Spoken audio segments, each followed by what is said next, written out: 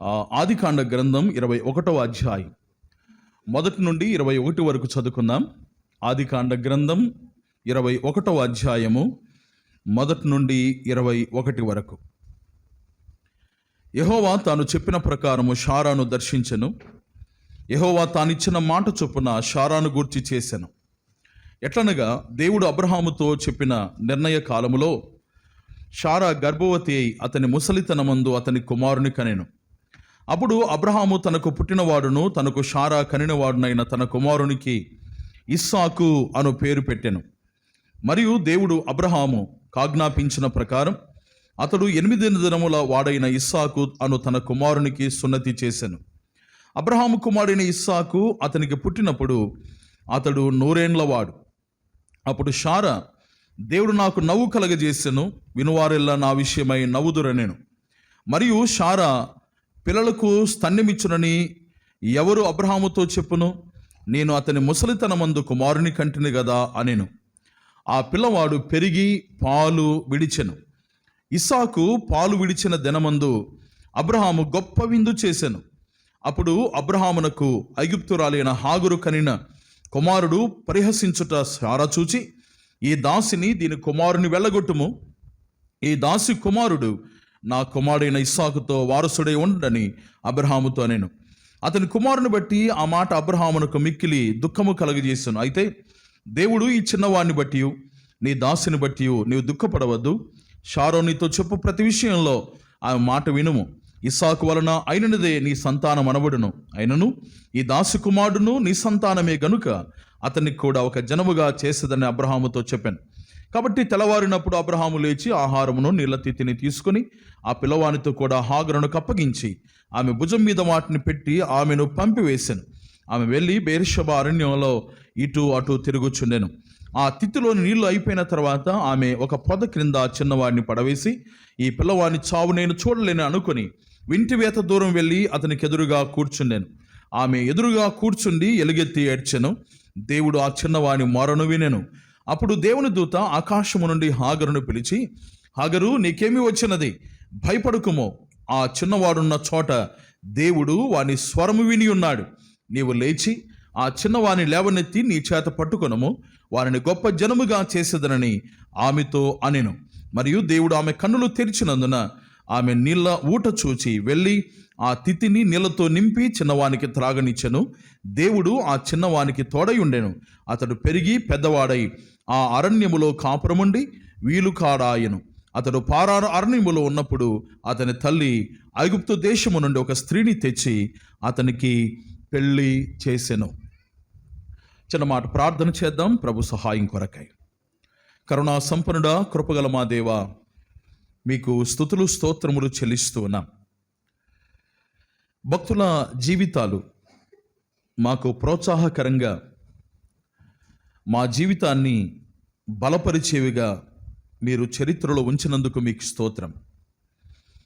మా కొరకై ప్రాముఖ్యంగా ప్రథమంగా కల్వరిశిలలో బలియాగమైన మా ప్రభువైన యేసుక్రీస్తు వారిని బట్టి మీకు స్తోత్రాలు చెల్లిస్తున్నాం.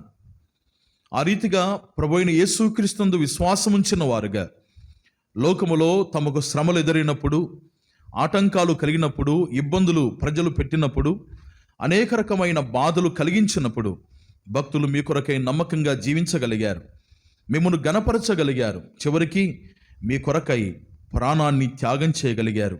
అందును బట్టి మీకు స్తోత్రం దేవా. ఈ రీతిగా ప్రతి ప్రభు దినాన, ప్రతి ఆదివారమున మీ సన్నిధిలో భక్తుల చరిత్రలు మేము వింటూ మేము ఆత్మీయంగా బలపరచబడడానికి మీరు సహాయం చేయవలసిందిగా ప్రార్థన చేస్తూ ఉన్నాం.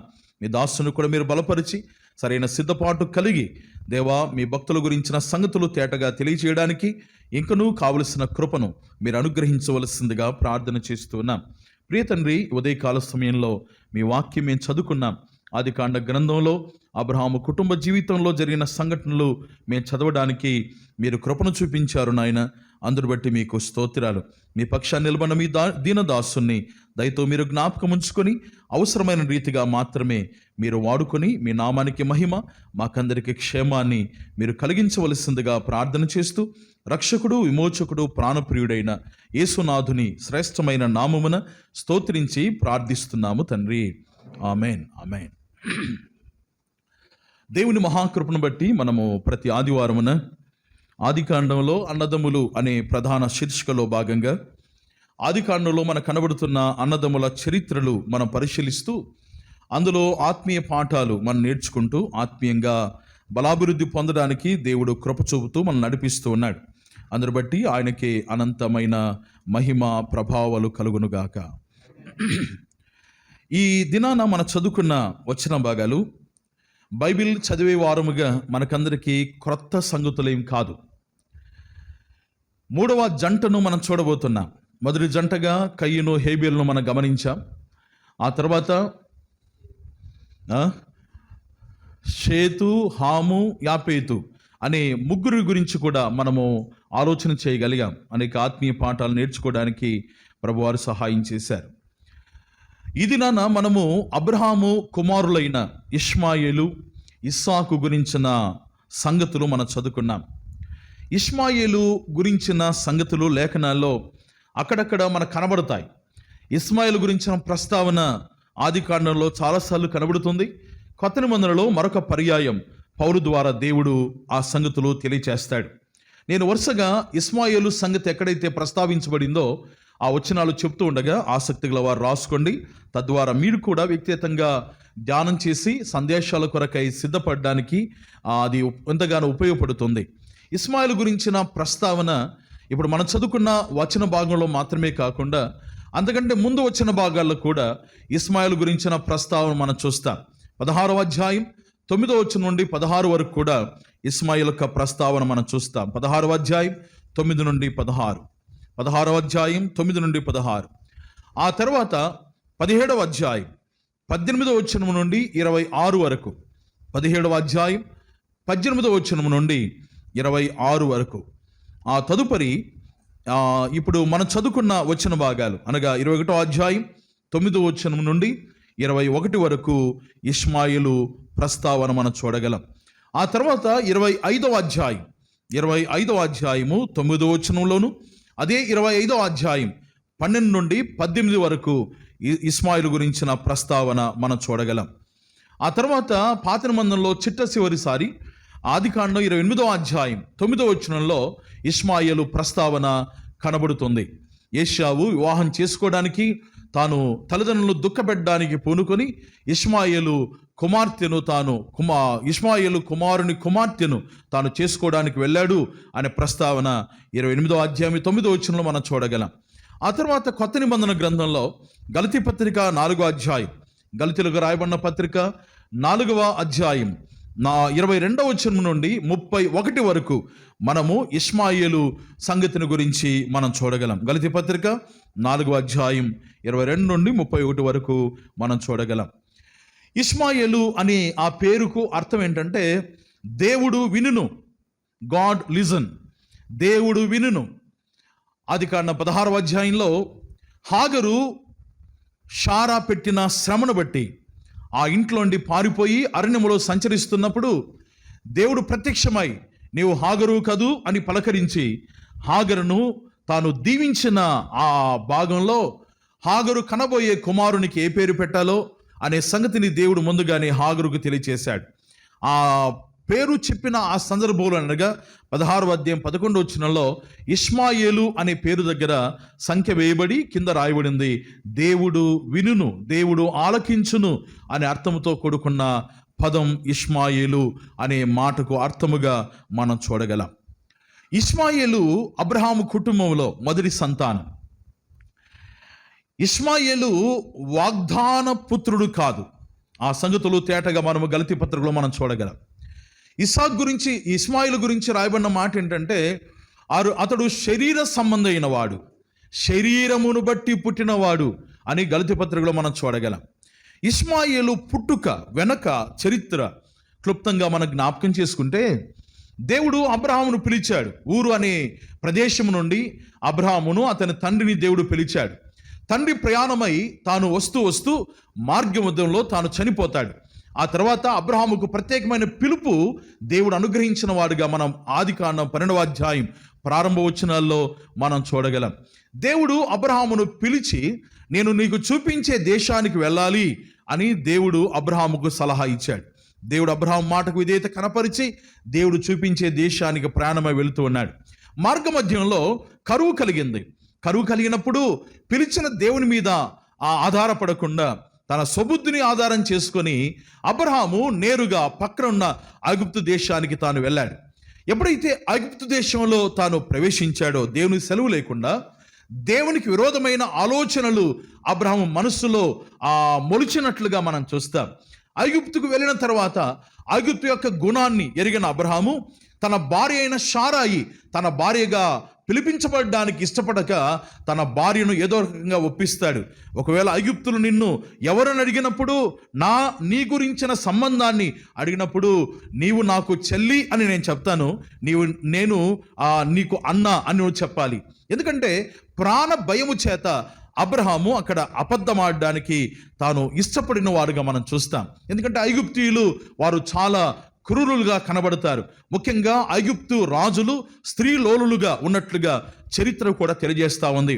ఎవరైతే అందమైన వారుగా కనబడతారో వారు ఆక్రమించుకొని వారిని పాడు చేసేవారుగా, వారిని ఇబ్బంది పెట్టేవారుగా చరిత్రలో ఫరో రాజుల గురించి మనం చూస్తాం.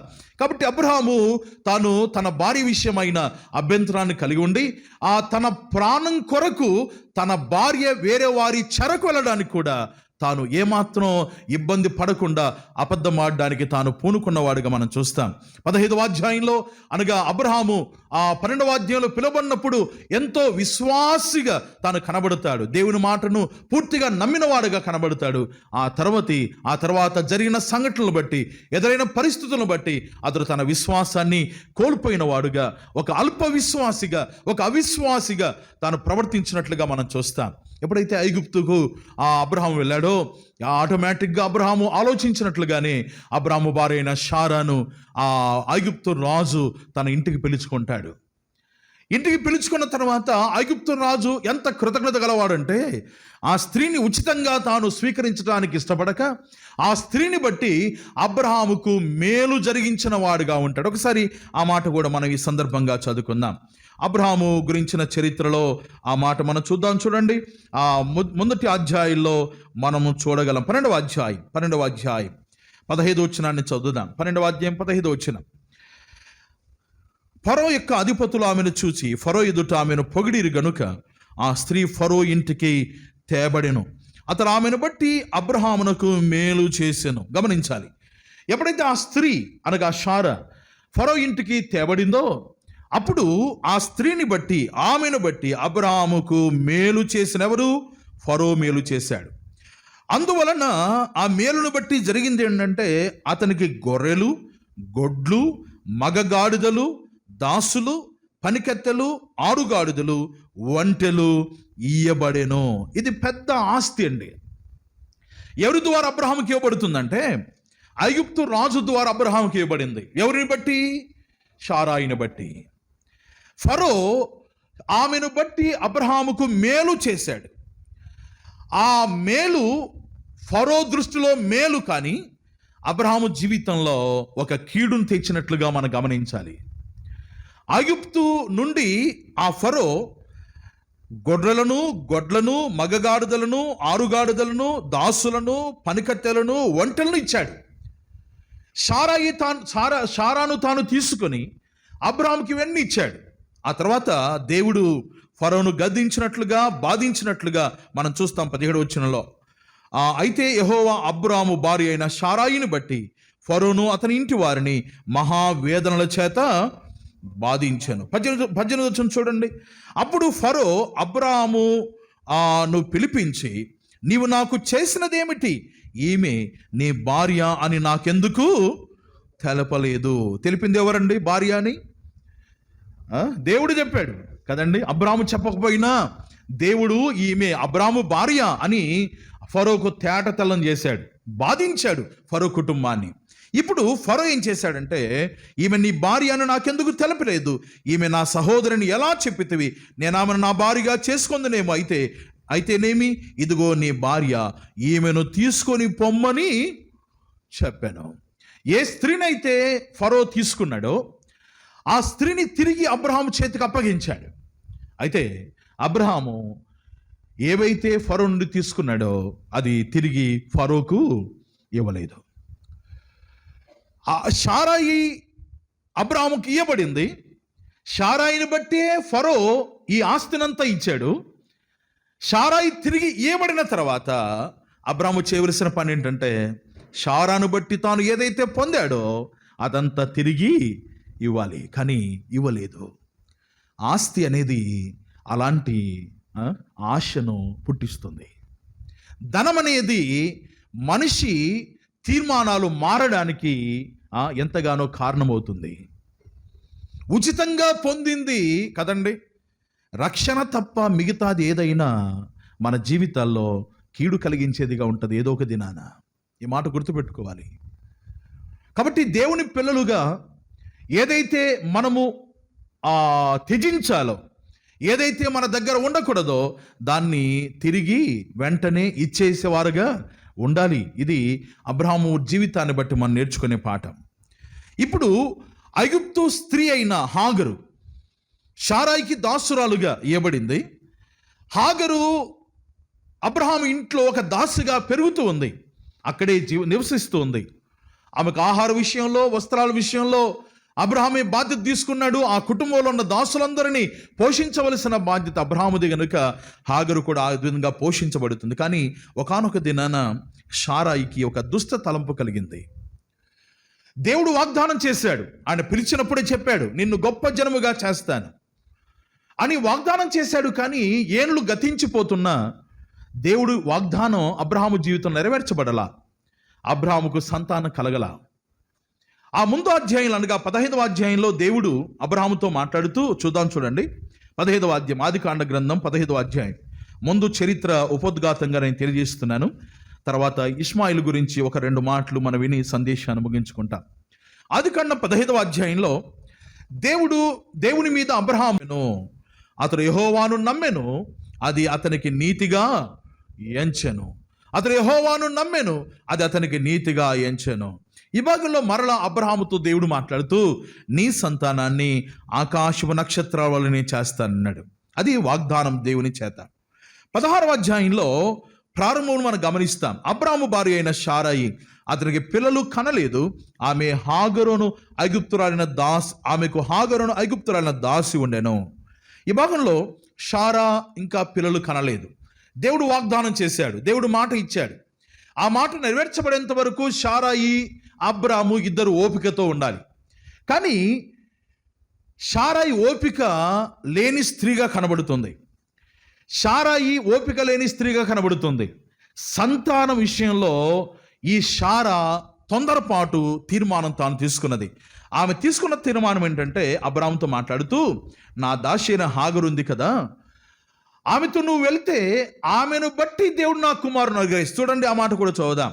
2వ వచనం. కాగా షారాయి, ఇదిగో నేను పిల్లలు కనకుండా యెహోవా చేసి ఉన్నాడు, నీవు దయచేసి నా దాసితో పొమ్ము, ఒకవేళ ఆమె వలన నాకు సంతానము కలగవచ్చునని అబ్రాముతో చెప్పెను. అబ్రాము షారాయి మాట వినెను. కదండి, ఇక్కడ కూడా స్త్రీ తొందరపాటు కనబడుతూ ఉంది. షారాయి అబ్రాముతో మాట్లాడుతూ యెహోవా నేను పిల్లలు కనకుండా చేసి ఉన్నాడు అనింది. ముందు అధ్యాయంలో యెహోవా దేవుడు అబ్రహాముతో ఏం చెప్పాడు? బయటికి తీసుకొని వచ్చి ఆకాశం వైపు చూపించి కదండి, ఒక్కసారి ఆకాశ నక్షత్రాలు లెక్కించగలవా అన్నాడు. ఎవరికి చేత అవుతుంది లెక్కించడానికి? ఎంతవరకు లెక్కించగలం? ఒక 10, 15 లెక్కించగలం. ఆ తర్వాత లెక్కించడానికి కన్ఫ్యూజ్ అయిపోతాం కదండి. ఆ విధంగా తీక్షణంగా చూస్తే ఒక 10 వరకు లెక్కించవచ్చేమో, కానీ ఆ తర్వాత మనం ఒకటి ఎంచిన కాడ ఇంకొకటి కనపడుతుంటుంది, లెక్కించలేము. అలాగ నీ సంతానాన్ని చేస్తానన్నాడు. యెహోవాను నమ్మెను అనే మాట మనం చూస్తాం. ఎవరు నమ్మారు? అబ్రాము యెహోవాను నమ్మాడు. ఏ యెహోవానైతే నమ్మాడో అదే యెహోవాను గురించి షారా అంటున్న మాట ఏంటంటే 2వ వచనంలో యెహోవా చేసి ఉన్నాడు. ఏం చేసి ఉన్నాడు? నేను సంతానము కలగకుండా, పిల్లలను కనకుండా యెహోవా చేసి ఉన్నాడు.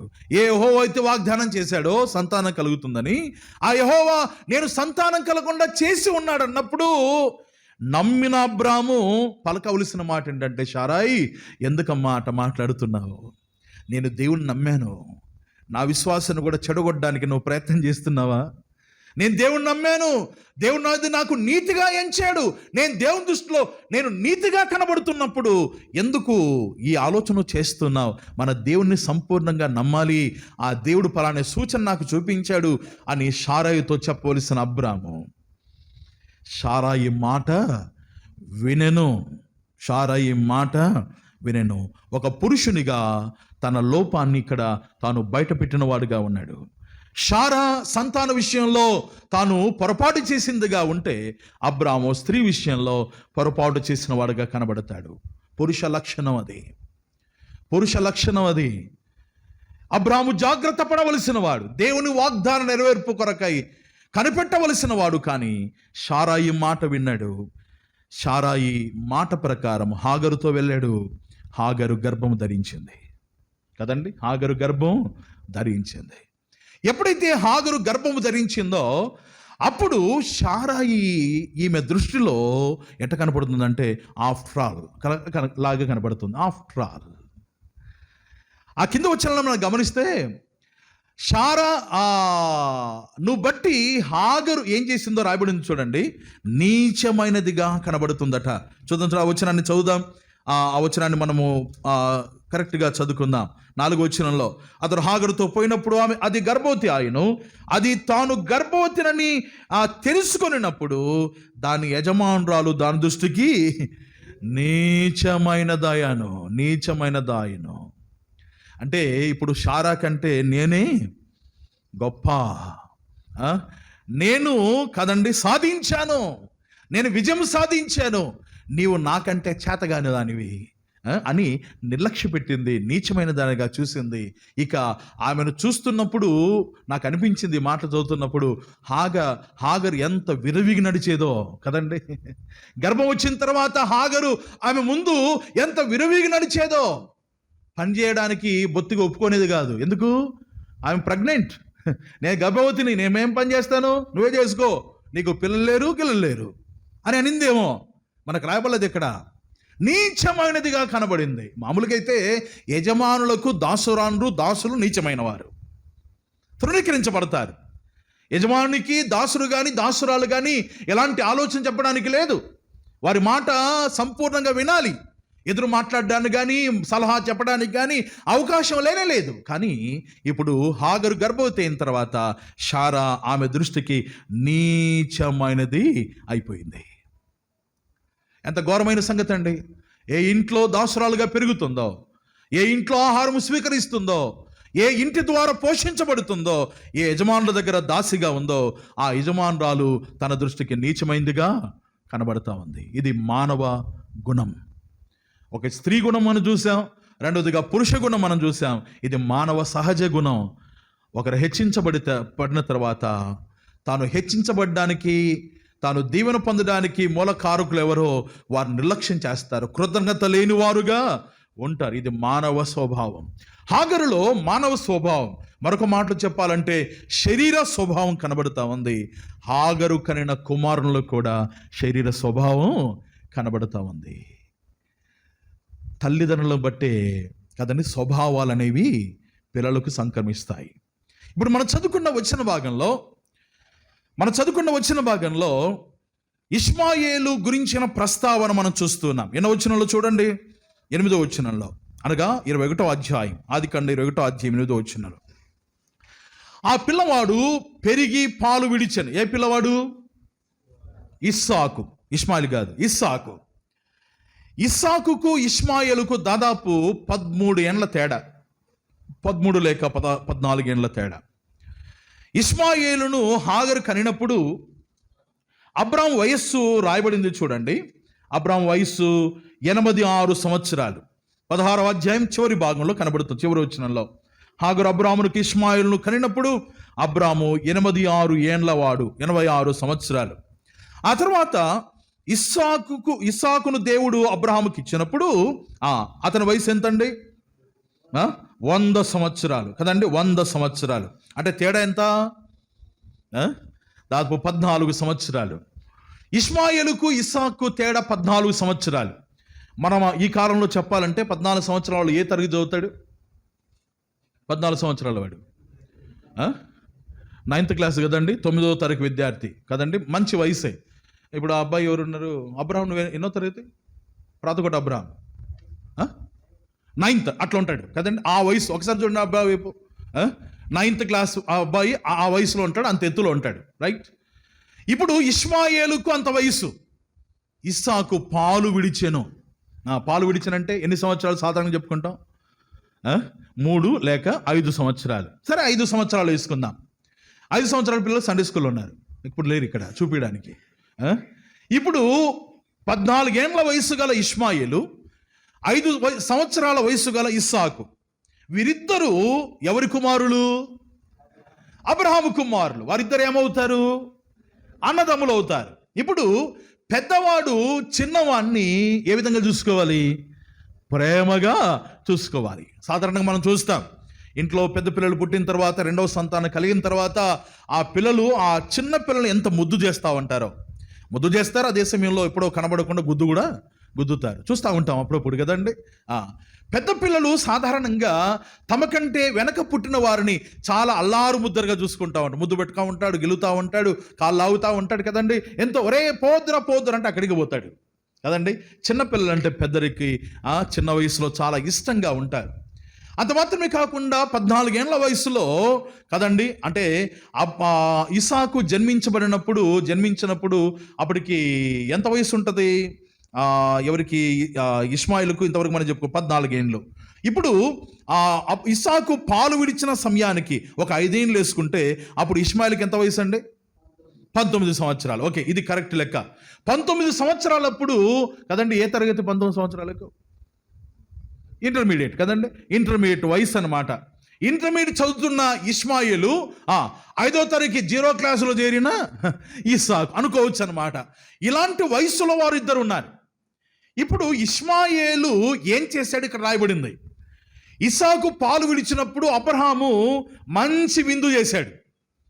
అప్పుడు విందులు అండి, ప్రధానికి విందు. సున్నతి చేసినప్పుడు విందు, ఆ పాలు విడిచినప్పుడు విందు, యవన కాలంలో విందు కదండి, పెళ్లి చేసుకున్నప్పుడు విందు కదండి, పిల్లలు పుట్టినప్పుడు విందు, రకరకాల విందులు జరిగేవి. ఇప్పుడు అబ్రాహాము తన కుమారుని ఇస్సాకు పాలు విడిచినప్పుడు విందు చేశాడు. విందు ఎట్లా ఉంటుంది? సందడిగా ఉంటుంది కదండి. ఇంటిల్లిపాది చాలా సందడిగా ఉంటారు, చాలా సంతోషముతో ఉంటారు, చాలా ఆనందముగా కేరింతలు వేస్తూ ఉంటారు కదండి. వీరితో పాటు అబ్రాహాము కుటుంబంలో అనేక మంది ఉన్నారు, పిల్లలు, అనేక మంది దాసురాండ్రు ఉన్నారు, వారు కూడా సంతానం ఉంది. కాబట్టి ఇలాంటి గుంపుగా జరుగుతున్న ఆ కార్యక్రమంలో శారాయి ఎవరిని గమనిస్తూ ఉంది? ఎవరిని గమనించాలి? శారాయి గమనించవలసింది ఎవరినంటే తన కుమారుణ్ణి. ఇస్సాకు ఎంత ముద్దుగా ఉన్నాడో, ఎట్లా తిరుగులాడుతున్నాడో, అందరూ ఈ రీతిగా పలకరిస్తున్నాడు, ఇవన్నీ చూడాలి. కానీ శారాయి దృష్టి అంతా ఎవరి మీద ఉందంటే ఇష్మాయిల్ మీద ఉంది. ఎందుకు? ఒకసారి దెబ్బతినింది, ఒకసారి నీచమైందిగా ఎంచబడింది.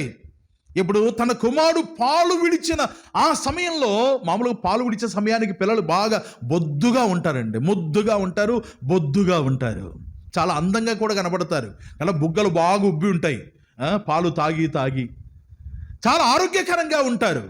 అలాంటి వయసులో ఇస్సాకును ఇష్మాయిల్ ఏం చేశారు? రాయబడింది చూడండి. ఇస్సాకు పాలు విడిచిన దినమందు అబ్రాహాము గొప్ప విందు చేసెను. అప్పుడు అబ్రహామునకు ఐగుప్తురాలైన హాగరు కనిన కుమారుడు పరిహసించుట శారా చూచి. పరిహసించుట అనగా ఎగతాళి చేయుట, మరొక మాట చెప్పాలంటే నిర్లక్ష్య పెట్టుట, లెక్కలేని తనముతో చూచుట, గేలి చేయుట కదండి. ఇవన్నీ ఆ మాటకు అర్థముగా మనం చూడవచ్చు. ఇస్సాకును ముద్దాడవలసిన ఇష్మాయేలు దాదాపు 19 ఏళ్ల వయసులో ఇష్మాయేలు, 5 ఏళ్ల వయసులో ఇస్సాకు. మన ఊరికి లెక్క చెప్పుకుంటున్నాం ఇస్సాకు విషయంలో, కానీ ఇష్మాయేలు వయసు మాత్రం కరెక్టే. కాబట్టి అలాంటి వయసులో ఇష్మాయేలు ఇస్సాకును పరిహసిస్తూ ఉన్నాడు, ఎగతాళి చేస్తూ ఉన్నాడు. ఏమని ఎగతాళి చేశాడో మనకు రాయబల్లా, ఏమని గేలి చేశాడు మనకు రాయబల్లా, ఏమని తృణీకరించాడో మనకు రాయబల్లా. ఒరేయ్ నేను రా పెద్దోని అన్నాడేమో, ఒరే నువ్వు పాలు విడిస్తే మన నాన్న నీకు విందు చేశాడేమో, ఏమి ఎచ్చులు పడొద్దు అన్నాడేమో, ఏమన్నాడో తెలియదు. ఏం గొనిగాడో తెలియదు, ఎంత దాపుగా తాను ఎగతాళి చేశాడో, సైగలు చేశాడో, ఆ మూతి సొట్టకు తిప్పాడో, కన్ను కొట్టాడో కదండి, నొసలు చిట్టించాడో, ఏదో మనకు రాయబల్లా. పరహసించట ఎగతాళి చేసి ఎట్ట చేస్తారండి? ఒకసారి మీరు చూడండి, చేయండి ఎగతాళి ఎట్ట చేస్తారు. నాలుక బయట కదండి, ఎక్కిరించటం కదండి, మూతి తిప్పడం చూసినాములే కదండి, ఎగతాళి చేయడం. ఎవరిని ఎగతాళి చేస్తున్నాడు? ఎవరిని ఎగతాళి చేస్తున్నాడు ఇష్మాయేలు? ఎవరిని ఎగతాళి చేస్తున్నాడు ఇష్మాయేలు? ఇసాకునేలండి. ఎవరిని ఎగతాళి చేస్తున్నాడు ఇష్మాయేలు? తమ్ముడిని ఎగతాళి చేస్తున్నాడు. తన తర్వాత పుట్టిన వాడిని ఎగతాళి చేస్తున్నాడు. విందు చేయబడుతున్న ఇస్సాకును ఎగతాళి చేస్తున్నాడు, పరిహసిస్తూ ఉన్నాడు. అది చేయకూడని కార్యం, కానీ చేస్తున్నాడు. ఎందుకంటే ఇష్మాయేలు గుణమే అలాంటిది. చూడండి ఆ సంగతుల తర్వాత మనం వివరంగా చూడబోతున్నాం. ఇష్మాయేలు గురించి దేవుడు హాగరుతో చెప్తున్నప్పుడు, అంటే ఇష్మాయేలు జన్మించక ముందే హాగరుతో చెప్తున్నప్పుడు రాయబడిన మాట ఒకసారి మనం చదువుకుందాం. అందులో 2 సంగతులు త్వరగా చూసి సందేశాన్ని ముగించుకుందాం. 16వ అధ్యాయం 10వ వచనం నుండి చదువుదాం. ఆదికాండం 16వ అధ్యాయం 10వ వచనం నుండి. మరియు యెహోవా దూత, నీ సంతానం నిశ్చయముగా విస్తరింపజేసేదను, అది లెక్కింప వీలునంతగా విస్తారమవును దానితో చెప్పాను. దానితో అంటే హాగరుతో చెప్పాను. మరి యెహోవా దూత, ఇదిగో యెహోవా నీ మొరను వినెను, నీవు గర్భవతివై ఉన్నావు, నీవు కుమారుని కని అతనికి ఇష్మాయేలు అను పేరు పెట్టుదు. 12వ వచనం అతని గురించి రాయబడింది, అతడు అడవి గాడిద వంటి మనుష్యుడు. అతడు అడవి గాడిద వంటి మనుష్యుడు. అతని చెయ్యి అందరి చేతులు అతనికి విరోధముగా ఉండును. అతడు తన సహోదరులందరి ఎదుట నివసించునని దానితో చెప్పగా. ఈ భాగంలో ఇష్మాయేలు గురించి దేవుడు తన దూత ద్వారా ముందుగానే హాగరుకు తెలియజేస్తా ఉన్నాడు. నీవు గర్భవతిగా ఉన్నావు, నువ్వు కుమారుని కంటావు, అతనికి ఇష్మాయేలు అనే పేరు పెట్టాలి. ఎందుకంటే దేవుడు నీ మొరను విన్నాడు, నీ బాధను చూశాడు. కాబట్టి ఆ పిల్లవాడిని దేవుడు ఆశీర్వదిస్తాడు, గొప్ప జనముగా చేస్తాడు. ఈ మాట ఎందుకు ఉపయోగించబడింది? అది అబ్రహాముకు దేవుడు చేసిన వాగ్దానం. నీ సంతానమునని వాగ్దానం చేశాడు అబ్రహాముతో. నీ సంతానములో రాజులు పుట్టుదురు అన్నాడు కదండి అబ్రహాముతో దేవుడు. కాబట్టి అబ్రహాముకు ఏ వాగ్దానం అయితే చేయబడిందో, వినాలి జాగ్రత్తగా, అబ్రహాముకు ఏ వాగ్దానం అయితే చేయబడిందో ఆ వాగ్దాన ఫలాన్ని ఇష్మాయేలు కూడా అనుభవించటానికి దేవుడు పర్మిషన్ ఇస్తామన్నాడు. అనగా అబ్రహాము సంతానముగా ఉన్న ఆ సంతానం ఏ రీతిగా ఆశీర్వదించబడుతుందో, శరీర సంబంధిగా పుట్టిన ఇష్మాయేలు సంతానాన్ని కూడా దేవుడు ఆశీర్వదించడానికి తాను పూనుకున్నాడు. కారణం తాను చెప్పిన మాట. దేవుడు ఎంత సత్యవంతుడంటే, ఎంత నమ్మదగిన దేవుడు అంటే, ఒకసారి మాట ఇచ్చాడంటే దాన్ని వెనక్కి తీసుకోడు. మన దేవుడు అంత గొప్ప దేవుడు అండి. ఇప్పుడు ఇష్మాయేలు గురించి హాగరుతో మాట్లాడుతూ ఏమంటున్నాడు చూడండి. 8వ వచనంలో 12వ వచనంలో మనం గమనించాం, ఎంతవరకు చదువుకున్నాం. అతడు ఏమవుతాడట? అతడు ఎలాంటి వాడట? అతడు అడవి గాడిద వంటి మనుష్యుడు. గాడిదలు 3 రకాలు తెలుసా మీకు? మిమ్మల్ని అడిగితే ఏమేమి గాడిదకు పేర్లు పెడతారో. జనరల్గా ఎవరికైనా కోపం వచ్చినప్పుడు, క్రైస్తవుల ఇళ్ళలో కాదులేండి, లోకంలో ఏమనంటారు? గాడిద అన్నారు అంటారా? ఎంత నైస్గా ఒలుగుతాడన్నా కంచర్ గాడిద అంటారు. ఎవరు అంటారు కంచర్ గాడిద అని? అడ్డగాడిద అంటారు కదండి. గాడిద అనే ఆ మాటను, ఆ జంతువును మనము కదండి నీచమైనదిగా, అది విలువలేనిదిగా మనం ఎంచుతాం జనరల్గా కదండి. అది ఆ బరువు మోసేది. జనరల్గా మనకు తెలిసిన గాడిదలని, మనం చూసే గాడిదలన్నీ ఇవి టౌన్లో లోకల్ గాడిదలు అన్నమాట. రెండవదిగా అడవి గాడిదలు కదండి. అడవి గాడిదలు అవి చాలా బలంగా ఉంటాయి. అవి ఏమాత్రం ఎవరికి బెదరవు, ఎవరికి లోబడవు. ఇప్పుడు మామూలు మనము టౌన్లో ఉన్న గాడిదలు కానీ, పల్లెటూరులో ఉన్న గాడిదలు కానీ కదండి, పోతున్నప్పుడు వెనక నిలబడితే సంతాయిలే, కానీ పోయి గొంతు పట్టుకున్నానికి మనసంగా మాట ఉంటుంది. ఇప్పుడు సాగులలో కూడా చేసేది ఏంటి?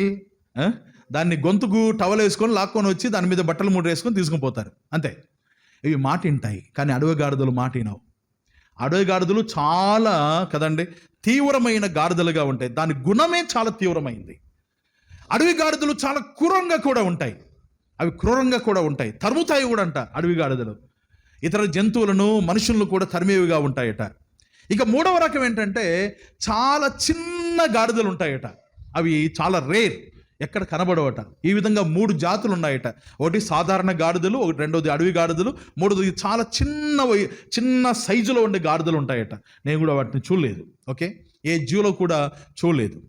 సరే, ఇది చరిత్ర చెప్పే మాట. ఇప్పుడు ఇష్మాయిలు గురించి దేవుని దూత హాగరుతో అంటున్న మాట ఏంటంటే, ఇతడు ఏమవుతాడట? అడవి గాడిద వంటి మనుషుడే కానీ ఎవరండి? అడవి గాడిద మనుషుడే, చూడ్డానికి మనుషుడే, కానీ గుణం మాత్రం అడవి గాడిద గుణం. వింటున్నారా జాగ్రత్తగా? చూడ్డానికి మనుషుడే, కానీ గుణం మాత్రం అడవి గాడిద గుణం. ఇంతకు అడవి గాడిద గుణం ఏంటి? అడవి గాడిద గుణం ఏంటి చూద్దాం. చూడండి, ఇర్మియా గ్రంథం 2వ అధ్యాయం 24వ వచనం. ఇర్మియా గ్రంథం 2వ అధ్యాయం 24వ వచనంలో తన ప్రజలైన ఇశ్రాయేలు గురించి దేవుడు మాట్లాడుతూ పలికిన మాటలు అక్కడ మనం చూస్తాం. ఇర్మియా గ్రంథం, దయచేసి బైబిల్ తెరవండి. ఇర్మియా గ్రంథం 2వ అధ్యాయం యెరూషలేము నివాసుల గురించి ప్రభు పలుకుతున్న మాట 24వ వచనం చదువుదాం. చూడండి, 24. ఇర్మియా గ్రంథం 2వ అధ్యాయం 24వ వచనం. అరణ్యమునకు అలవాటు పడిన అడవి గాడిదవు అన్నాడు. పై వచనం చదివితే వారిని ఎట్టెట్ట ప్రభు మాట్లాడుతున్నాడో, దేవుడు మాట్లాడుతున్నాడో చాలా ఘోరంగా మాట్లాడిన సంభాషణ అండి తన ప్రజల గురించి. ఓకే, ఇప్పుడు మనం చూస్తూ ఉన్నాం. చూడండి, 24వ వచనంలో అరణ్యమునకు అలవాటు పడిన అడవి గాడిదవు అంటున్నాడు. దీనికి అలవాటు ఏంటంటే, దీని గుణం ఏంటంటే అరణ్యవాసి. అరణ్యానికి అలవాటు పడింది. అరణ్యం ఎట్లా ఉంటుంది? చెట్లు, చేమలు, పచ్చని గడ్డి, ప్రశాంతమైన వాతావరణం, ఇవే ఉండవు అరణ్యంలో. అరణ్యం బీడు భూమి. అరణ్యంలో ఎలాంటి అడ్డు ఉండదు. స్వేచ్ఛ ఉంటుంది అరణ్యంలో. ఎక్కడికైనా వెళ్ళడానికి ఉంటుంది, ఏమి చేయడానికైనా ఉంటుంది, ఎంత దూరం వెళ్ళడానికైనా ఉంటుంది. అరణ్యం కదండి, అరణ్యం. ఈ అరణ్యవాసి అడవి గాడిద, అరణ్యమునకు అలవాటు పడిన అడవి. ఇది మొదటి గుణం అడవి గాడిదది. అంటే ఒక మాటలో చెప్పాలంటే స్వేచ్ఛాజీవిగా కనబడుతుంది. ఒక క్రమం, ఒక పద్ధతి, ఒక నిష్ఠ, ఒక నియమం అనేది లేని జీవితం. ఎవరి జీవితం? ఇష్మాయిలు జీవితం. ఏ మాత్రం క్రమం ఉండదు, ఏ మాత్రం శుభ్రత ఉండదు, ఏ మాత్రం కదండి. నీటి కూడా వారి సంతానాన్ని చూస్తే వారు బస్సు ఎక్కినా, ఏ వాహనంలో ఎక్కినా, ఎక్కడ ఉన్నా అంత గందరగోళమే. ఒక క్రమం అంటూ ఉండదు. ఒకసారి ఒక కారు వెళుతుండగా ఒక చోట ఆగింది. నేను కూడా అక్కడ నిలబడుకున్నాను. ఆ కారులో సాధారణంగా ఒక 5 మంది పడతారు. జనరల్గా కారులో 5 మంది పడతారు. అక్కడ హోటల్ దగ్గర టీ తాగడానికి దిగుతున్నారు. కారులో నుంచి మొత్తం ఎంతమంది దిగారో తెలుసా? 10 మంది దిగారు. 5 మంది పట్టే కారులో నుండి 10 మంది దిగారు. ఇష్మాయిలు సంతతి. మీరు గమనించండి, ఎక్కడైనా కానీ వారికి ఒక క్రమం అంటూ ఉండదు, ఒక పద్ధతి అంటూ ఉండదు. ఇప్పుడు సాధారణంగా మనం ఏం చేస్తాం? ఆహారం విషయానికి వచ్చేసరికి ఏదో కూర దానికి నంచుకోవడానికి వండుకొని దాన్ని మనం కలుపుకొని ఒకటి తిన్న తర్వాత ఒకటి అట్ట తింటాం. వాళ్ళని చూడండి ఎట్ట తింటారు. క్రమం ఉండదు, ఒక పద్ధతి ఉండదు. అంటే స్వేచ్ఛ, వాళ్ళ ఇష్టం, అంతే, మా ఇష్టం అనే టైప్ అన్నమాట. మనిషే, కానీ బుద్ధి మాత్రం అడవి గాడిద బుద్ధి. ఎందుకంటే అడవి గాడిద అరణ్యమునకు అలవాటు పడినది. ఎవరితో కలవడానికి కూడా వారు ఇష్టపడరు, ఎవరితో కలిసి ఉండడానికి కూడా ఇష్టపడరు. అంతా స్వేచ్ఛగా, అంతా వేరువేరుగా. సామెతల గ్రంథంలో ఒక మాట రాయబడింది 18వ అధ్యాయంలో, వేరుండగోరువాడు స్వేచ్ఛానుసారముగా నడుచువాడు, అట్టివాడు లెస్సైన జ్ఞానమునకు విరోధి. అంటే మంచి జ్ఞానాన్ని పొందడానికి ఏ మాత్రం వారికి ఇష్టం ఉండదు. కరోనా మాస్క్ పెట్టుకోవాలి అనాలి. మనం కూడా ప్రభుత్వం కూడా చెప్పింది, మనం కూడా చెప్తా ఉంటాం, మాస్క్ పెట్టుకోవాలి, మనం కూడా పెట్టుకుంటాం. చూడండి, సమాజంలో ఈ సంతతి వారు మాస్క్ పెట్టుకోరు. చాలా మట్టుకు మీరు గమనిస్తే ఒక క్రమం అంటూ లేదు, భయం భక్తి లేదు, స్వేచ్ఛ, మా ఇష్టం. ఎవరి గురించి రాబడుతుంది ఇది? ఇస్మాయిల్ గురించి. ఇప్పుడు మనం ఎందుకు చెప్పుకుంటున్నాం? మనకేం పని ఉంది? మనకేం పని ఉంది? మనలో కూడా అప్పుడప్పుడు ఈ తోక ఆడుతూ ఉంటుంది. స్వేచ్ఛ, నా ఇష్టం, నాకెవరు చెప్పేది? ఒక క్రమముల, పాడుల, పద్ధతుల, స్వేచ్ఛాజీవులుగా, ప్రభువైన యేసునందు విశ్వాసం ఉంచిన వారముగా, దేవుని పిల్లలుగా మనం ఏది చేసినా క్రమముగా ఉండాలి, మర్యాదగా ఉండాలి. మన దేవుడు క్రమానికి కర్త. ఆయన ఏది చేసినా క్రమంగా చేసుకుంటూ వచ్చాడు. నేటి వరకు కూడా అదే క్రమాన్ని తాను కలిగిన వాడిగా ఉన్నాడు. ఆయన పిల్లలముగా మనము కూడా క్రమానుసారంగా ఉండాలి కదండి. స్వేచ్ఛగా మన ఇష్టానుసారంగా ఉండడానికి ఏ మాత్రం మనం ఇష్టపడకూడదండి. ఇష్మాయేలు గుణం అది స్వేచ్ఛతో కూడుకున్న గుణం. ఇర్మియా గ్రంథం 23వ అధ్యాయం తెరవండి. ఇర్మియా గ్రంథం 23వ అధ్యాయం 31వ వచనం. ఇర్మియా గ్రంథం 23వ అధ్యాయం 31వ వచనం.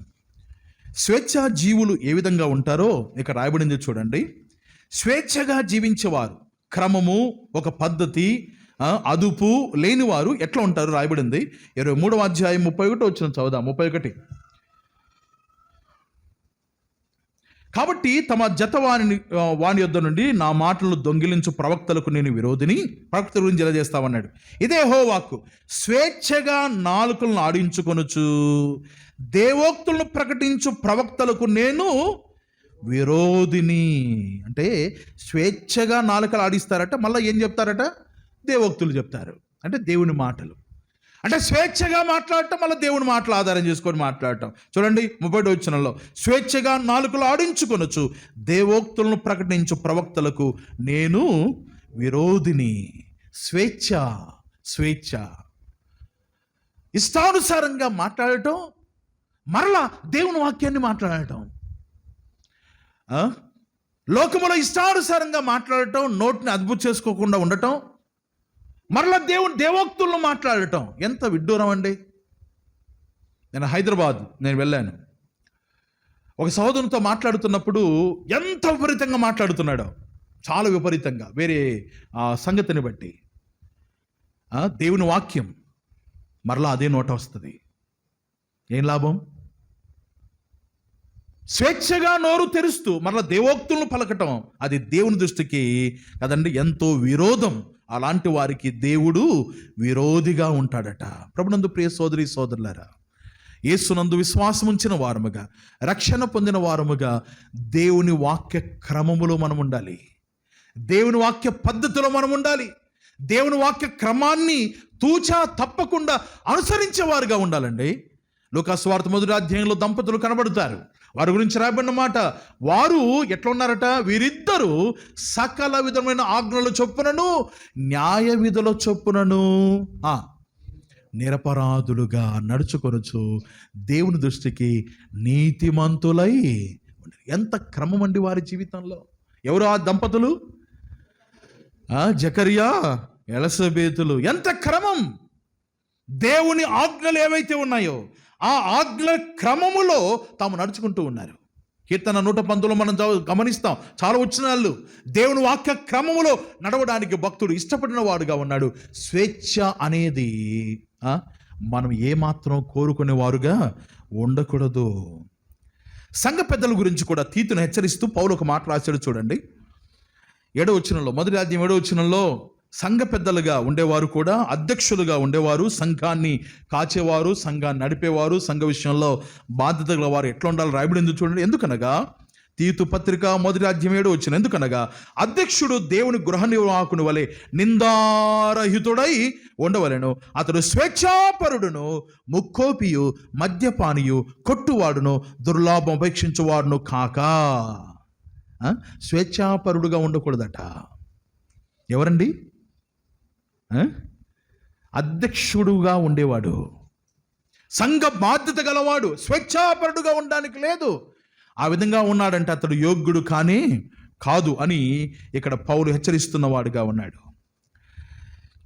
కొంతమంది అబద్ధ బోధకులు కూడా ఏ విధంగా ఉన్నారో పేతురు 2వ పత్రిక 2వ అధ్యాయం 10వ వచనం రాయబడింది చూడండి. పేతురు రాసిన 2వ పత్రిక 2వ అధ్యాయం 10వ వచనంలో, శిక్షలో ఉంచబడిన వారిని తీర్పు దినం వరకు కావలిలో ఉంచుటకును ప్రభు సమర్థుడు, వీరు తెగువగలవారును స్వేచ్ఛాపరులనై మహాత్ములను దూషింప వెరవకై ఉన్నారు. ఆ భాగంలో మనం గమనిస్తే పై నుండి అబద్ధ బోధకుల గురించి పేతురు రాస్తూ వస్తున్నాడు. వారి గుణం ఏంటంటే స్వేచ్ఛాపరులు. వాక్యం ఎరగరా? వాక్యం ఎరుగుతారు. వాక్య క్రమం తెలియదా? తెలుసు. వాక్య పద్ధతి తెలియదా? తెలుసు. అన్నీ తెలిసిన మరలా వారి గుణం ఏంటంటే స్వేచ్ఛగా. అన్నీ తెలిసిన వాడు కానీ వాక్య క్రమంలో ఉండడానికి ఏమాత్రం ఇష్టపడడు. స్వేచ్ఛ, నా ఇష్టం, నా ఇష్టం, నా జీవితం నా ఇష్టం, నా సమయం నా ఇష్టం, నా డబ్బు నా ఇష్టం. నో, దేవుని పిల్లలుగా మనం ఏది చేసినా దేవుని వాక్య క్రమం ప్రకారం ఉండాలండి. కొంతమంది సహోదరులు ఇంట్లో చాలా క్రమంగా కనబడతారు, చాలా అనుగమని కనబడతారు. కొంతమంది సహోదరులు కూడా ఆ సమాజంలో, సంఘంలో, విశ్వాసుల మధ్య చాలా కదండి, చాలా క్రమంగా, చాలా విధేయులుగా కనబడతారు. ఈ పరిసరాలు దాటి వెళితే ఎంత స్వేచ్ఛగా ఉంటారో. నో నో నో దేవుని పిల్లలుగా మనం ఏది చేసినా క్రమానుసారంగా దేవుని క్రమానికి లోబడి మనం చేసేవారుగా ఉండాలండి. సామెతల గ్రంథం 27:8 వచ్చిన మనకు హెచ్చరిక కనబడుతుంది. తన ఇల్లు విడిచి తిరుగువాడు గూడు విడిచి తిరుగు పక్షితో సమానుడు. అంటే స్వేచ్ఛను కోరేవాడు కదండి. గూడు విడిచిందనుకోండి పక్షి, ఎట్లా ఉంటుంది? ఎట్లా ఉంటుందండి? ఆశ్రయం లేని వారుగా, గందరగోళ పరిస్థితి. నేటి దినాల్లో చాలామంది విశ్వాసులు ఇలాంటి పరిస్థితి ఎదుర్కొంటున్నారు. గూడు విడిచి తిరుగు పక్షితో సమానులుగా కనబడుతున్నారు. ఆశ్రయం లేక, తలదాచుకోవడానికి స్థలం లేక ఇబ్బంది పడుతున్న వారుగా ఉన్నారు. దేవుని పిల్లలారా, మనం స్వేచ్ఛాపరులుగా ఉండకూడదు కానీ క్రమానుసారమైన జీవితాన్ని కలిగిన వారుగా ఉండాలి. ఇష్మాయేలు అడవి గాడిద వంటి మనుష్యుడు. అతని గుణం ఏంటంటే అరణ్యమునకు అలవాటు పడిన జీవితం. ప్రజల మధ్య ఉండడానికి ఇష్టపడడు, సహవాసములు ఉండడానికి ఇష్టపడడు కదండి. సహవాసాన్ని రావడానికి ఏం పలకరు, ఇష్టపడడు. సంఘకుడుకు రావడానికి ఇష్టపడరు. ఏం పోతావలే అనుకోవటం కదండి. స్వేచ్ఛగా అరణ్యానికి అలవాటు పడ్డారు. ఇంకేం చేద్దాం? ఎన్నిసార్లు గద్దించినా మార్పు లేని జీవితంగా కనబడుతుంది చాలామంది విశ్వాసుల జీవితాలు. చాలా విచారకరం అండి, సిగ్గుకరం. దేవుని వాక్యం తెలియదా? తెలుసు. వాక్య క్రమం తెలియదా? తెలుసు. కానీ దానికి లోపట్టంలా. స్వేచ్ఛ, మా ఇష్టం, ఏవేవో కారణాలు చెప్పటం అడిగితే. దేవుని పిల్లల క్రమమేనా ఇది? అరణ్యానికి అలవాటు పడ్డారా? అరణ్యానికి అలవాటు పడిన అడవి గాడిద వంటి జీవితాన్ని జీవిస్తూ ఉంటే దేవుడు హెచ్చరిస్తున్నాడు, ప్రియులారా, మీరెవరైనా పర్వాలేదు, ఒంటరి జీవితానికి, స్వేచ్ఛగా జీవించే జీవితానికి నువ్వు అలవాటు పడ్డావంటే ఏ మాత్రం మేలు ఉండదండి. అది శాపగ్రస్తమైన జీవితం. అరణ్యానికి అలవాటు పడిన గాడిదల్లాగా ఉండకూడదు. అసెంబ్లీకి అలవాటు పడిన గొర్రెల్లాగా ఉండాలి. అసెంబ్లీ అంటే దేవుని సంఘం. ఇష్మాయేలు గుణం అరణ్యవాసి, విశ్వాసి గుణం అసెంబ్లీ వాసి. ఉన్నామా అసెంబ్లీలో? సంఘంలో ఉన్నామా? సంఘాన్ని ప్రేమిస్తున్నామా? లేకపోతే స్వేచ్ఛగా ఇష్టానుసారంగా తిరగడానికి ఇష్టపడుతున్నామా? కూడిక ఉంటుంది, పని లేకపోయినా బొలారం పోతుంటాం. కూడిక ఉంటుంది, పని లేకపోయినా తరతూరు పోతాం. కూడిక ఉంటుంది, పని లేకపోయినా కర్రలు పోతాం. ఏముండదు. ఏమన్నా రాలే అంటే ఆయన పిలిచిండే ఏం పని ఉండే నీకు పోనీకి? స్వేచ్ఛ, ఏం పని ఉండదు. ఆయన పిన్నిసి కొనుక్కపోతే ఈయన కూడా పోతాడు వెనకబడి. ఆ యొక్క జాకెట్ ముక్క తీసుకుపోతే ఈయన కూడా ఆ జాకెట్ ముక్క మోసుకొని వస్తారు ఇద్దరు కలిసి. ఎంత స్వేచ్ఛ అండి! అడవి గాడిదలు కాదా? దాని గుణం కాదా అది? ఇష్మాయేలు గుణం కాదా అది? ఎన్నిసార్లు దేవుడు హెచ్చరిస్తున్నాడు ప్రియులారా!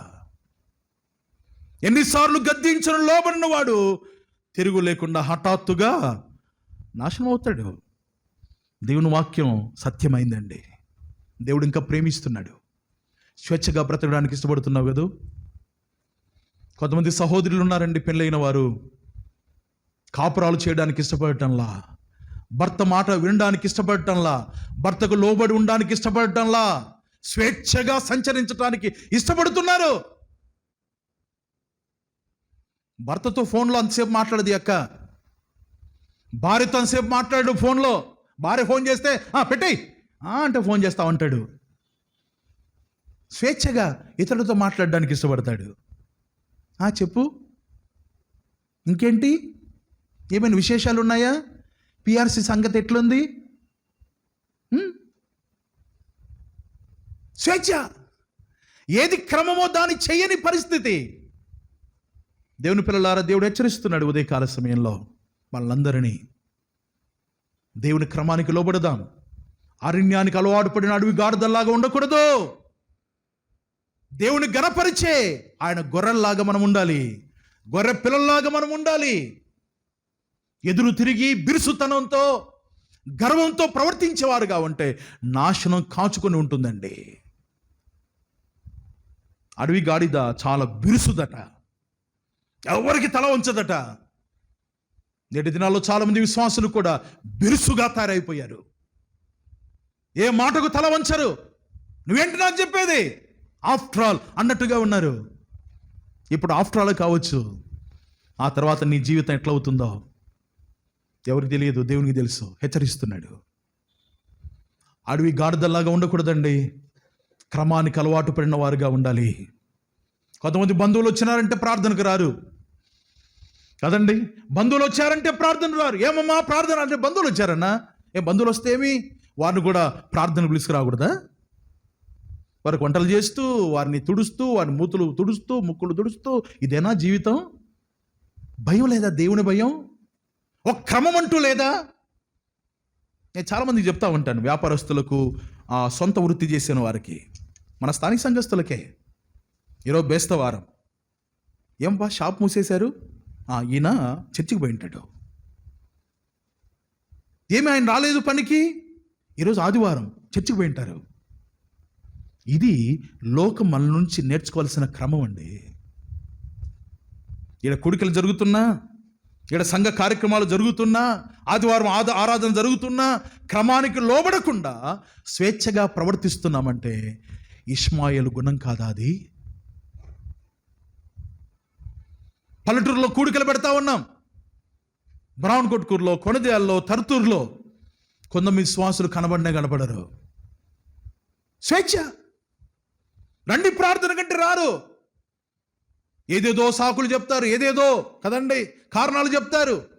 అవన్నీ దేవుడు ఒప్పుకుంటాడా? దేవుడు మెచ్చే కారణాలు అవి? స్వేచ్ఛ, నా ఇష్టం. దేవుని భయము లేని జనాంగం నేటి దినాల్లో విశ్వాస సమాజంలో కనబడుతుందండి. దేవుని భయం బొత్తిగా లేదు. దేవుడు చూస్తున్నాడు, దేవుడు లెక్క అడుగుతాడు, దేవుని సన్నిధిలో నిలబడాల్సి వస్తుంది, ఆయన ఉగ్రత కుమ్మరిస్తాడు, శిక్షిస్తాడు అని తెలిసి కూడా క్రమానికి లోబడిన జీవితాలు ఇష్మాయేలు జీవితాలు కాదా ప్రియులారా?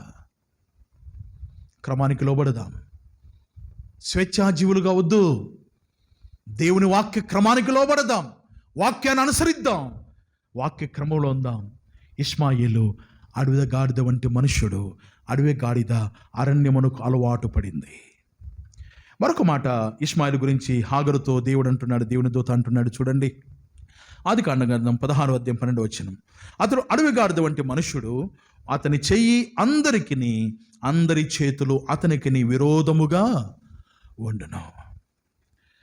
ఇతని చెయ్యి అందరికిని, ఆటోమేటిక్గా అందరి చేతులు ఇతనికి ఎట్లున్నాయట?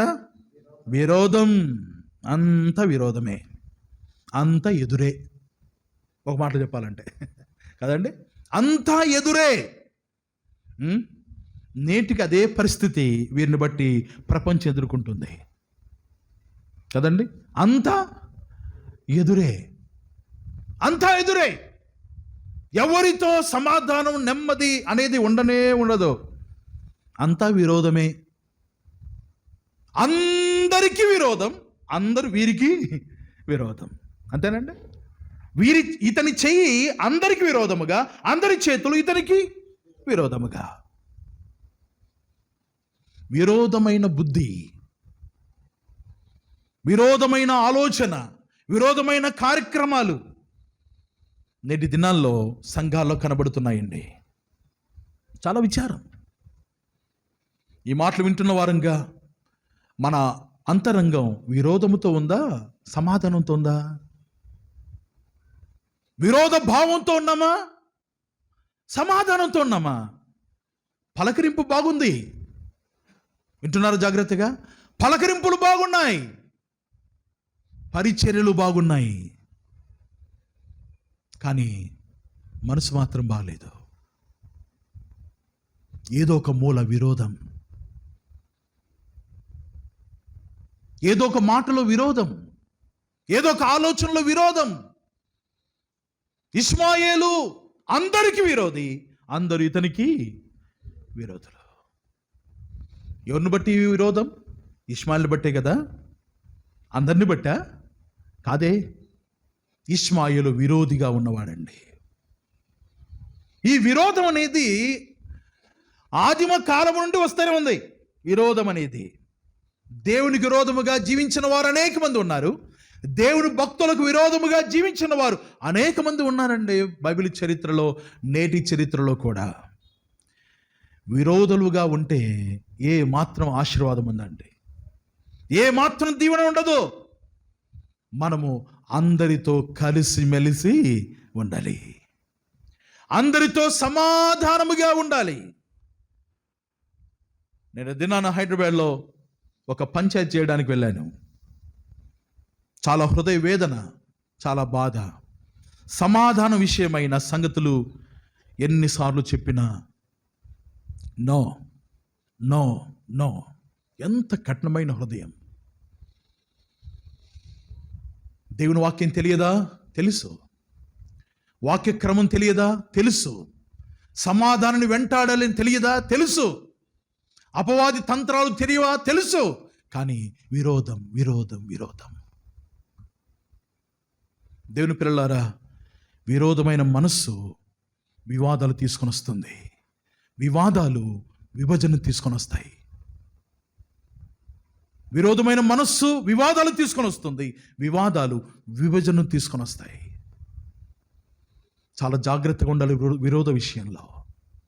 ఏదైనా సరిపోలేదా, ఏదైనా మనసును వచ్చిందా, ముఖాముఖిగా నో ప్రాబ్లం. పలానా సహోదరుని మీద విరోధము ఏమైనా కలిగిందా, ముఖాముఖిగా అన్న పలానా విషయంలో నాకు బాధ అయింది, నో ప్రాబ్లం. సమ్మతి చేసుకోవాలి, సమాధాన పడాలి. విరోధంగా ఉంటే ఆ విరోధం దినదినానికి ఇంకా పెరిగిపోతూనే ఉంటుంది, కానీ తరగదు. ఇష్మాయేలు వివాదం కదండి, అతడు విరోధముగా ఉన్నాడు, వివాదముగా ఉన్నాడు. నేటికి కూడా ఎక్కడ విరోధమే కదండి. నేటి దినాల్లో ఇశ్రాయేలు దేశం మీద చుట్టూ ఉన్న అరబ్బు దేశాలన్నీ ఎట్లున్నాయండి? విరోధంగానే. అయితే దేవుడు తన ప్రజలను కాపాడుతాడు, తన భక్తులను కాపాడుతాడు. ఎంతమంది విరోధులు లేచినా రేగే పెను తుఫానులో నా యేసే నా వెంట తోడుగా ఉంటాడు, నీడగా ఉంటాడు. తన ప్రజలకు ఆయన తోడుగా ఉంటాడు. విరోధులు ఎంతమంది లేచినా ఏమీ చేసుకోలేరండి దేవుని భక్తులను. విరోధం లేచే కొద్దీ విశ్వాసి వీరుడుగా తయారవుతాడు. తెలుసా ఈ సంగతి? విరోధం వచ్చే కొద్దీ, వినండి జాగ్రత్తగా, విశ్వాసి అయిన వాడు దేవుని కొరకు వీరుడుగా తయారవుతాడు. సేవా వీరుడు, ప్రార్థనా వీరుడు, పరిచర్య వీరుడు అవుతాడు విరోధం వచ్చేసరికి. కానీ విరోధం ఎవరి వచ్చిందో వారికి శ్రమ. ఇష్మాయేలు అందరికి విరోధముగా ఉన్నాడు. ఒక్కడేనండి, ఒక్కడే అందరికి విరోధి. ఎవరి మాట ఎక్కువ వస్తుంది కదండి, ఒక్కడే. ఒక్కడే, కోతి ఒక్కటే, వనమంతా ఈడెగురుతుంది, ఆడెగురుతుంది, ఆడ కొమ్మ దించి ఈడ కొమ్మ దించి ఆడ పండు తీసుకొని ఇది అంతా ఎగురుతూనే ఉంటుంది, ఒకటే. ప్రియులరా, విరోధముగా ఉండకూడదు, సమాధానాన్ని వెంటాడేవారుగా ఉండాలి, సమాధానాన్ని ప్రేమించేవారుగా ఉండాలి. దేవుని వాక్యం చాలా స్పష్టంగా తెలియజేస్తూ ఉంది. 35వ అధ్యాయం కీర్తన గ్రంథం 20 చదువుదాం చూడండి. 35:20 చదువుతారు ఒక సహోదరుడు. కీర్తన 35:20 దావీదు రాసిన కీర్తన.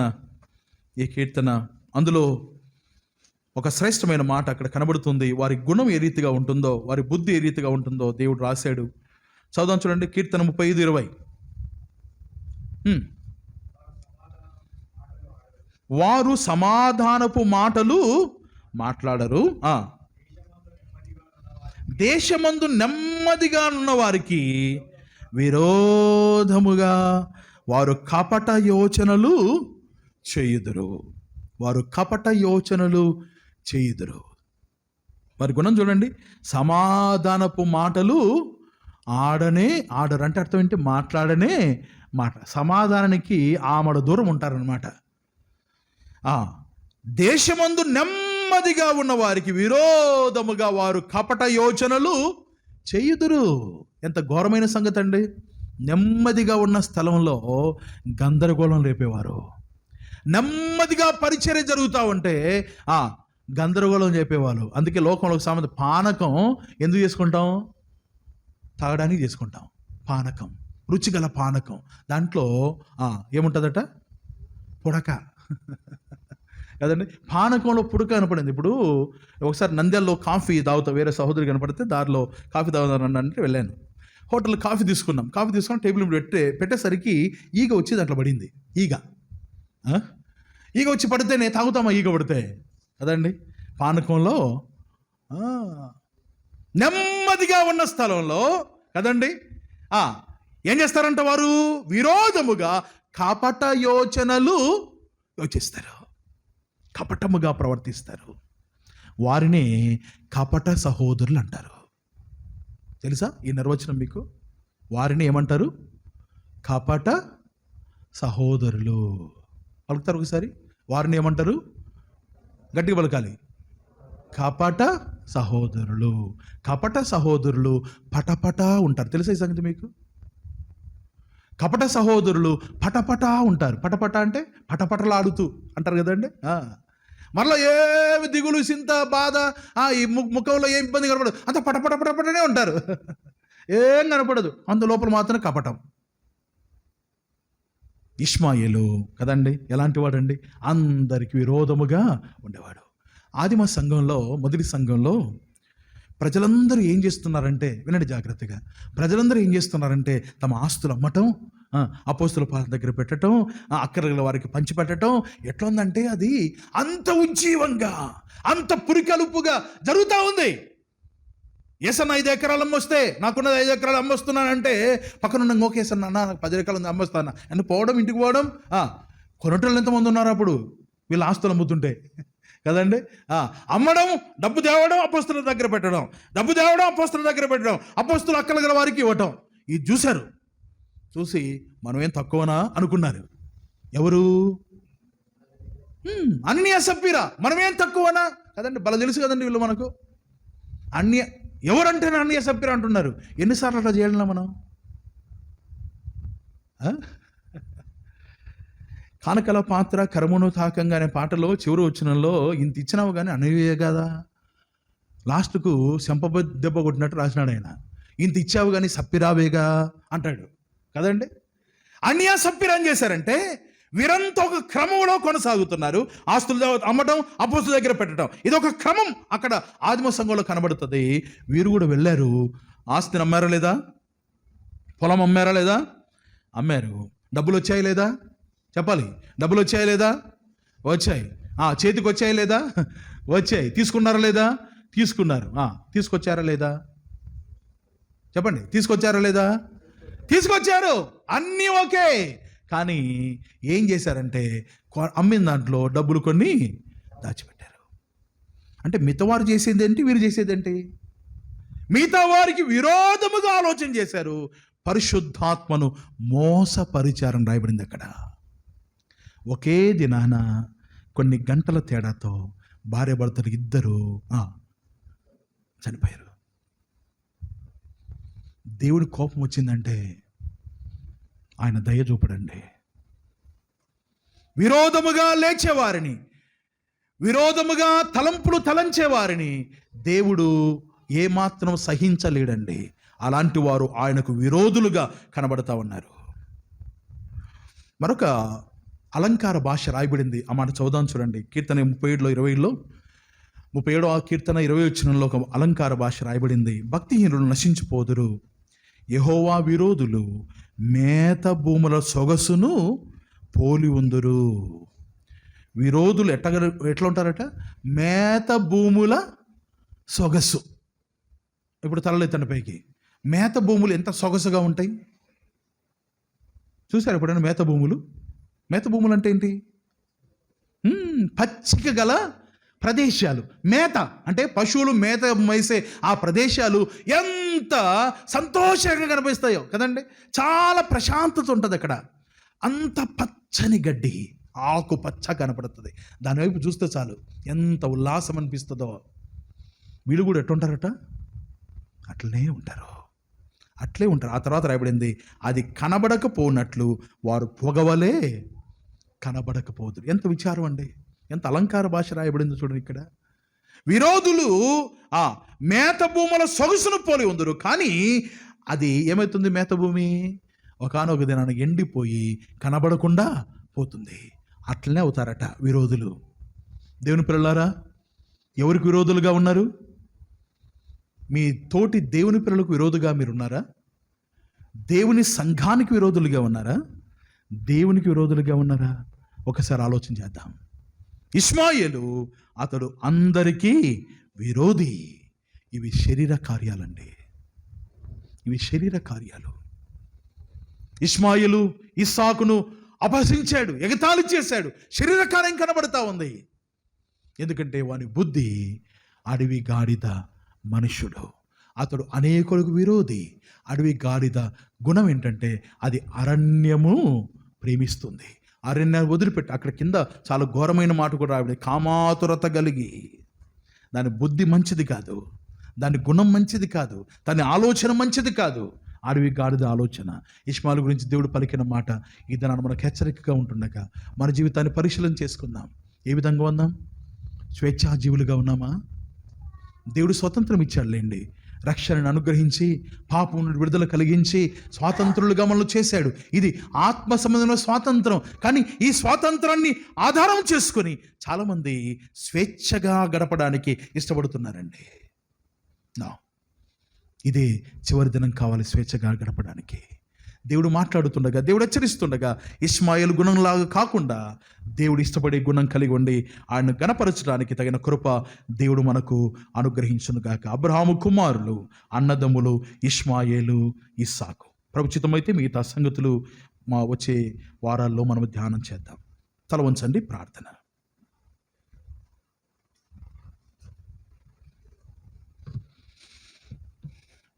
అందరూ తలలో ఉంచి ఉండగా ఒకసారి మన అంతరంగాన్ని పరిశీలన చేసుకుందాం.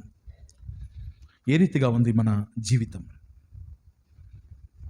ఇష్మాయేలు గుణం దేవుడు మనకు బోధపరిచాడు, ఇంకా చూడబోతున్నాం.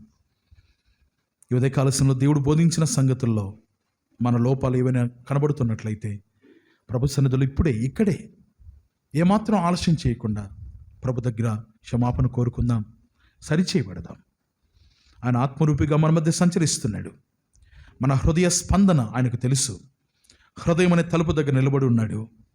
ఆయన తన వాక్యం ద్వారా తడుతూ ఉండగా ఆయన లోపల స్వీకరించి ఆయన వాక్యానికి లోబడ్డానికి హృదయం అనే తలుపు తెరుద్దాం. ఎన్ని దినాలు కఠినం కలిగి, ఎన్ని దినాలు విరోధ భావంతో, ఎన్ని దినాలు స్వేచ్ఛాపరులుగా జీవించడానికి ఇష్టపడుతుంటావు? దేవుడు అనుకూలమైన సమయం ఇస్తూ ఉండగా ఈ దినానే ప్రభు పాద సన్నిధిలో జీవితాన్ని సరి చేసుకుని ఆయన ఇష్టపడే జీవితాన్ని జీవించడానికి తీర్మానం చేసుకోవాల్సిందిగా ప్రభువు చేత హెచ్చరించబడుతున్నాం. ప్రియతండ్రి, మీ నామానికి స్తోత్రాలు.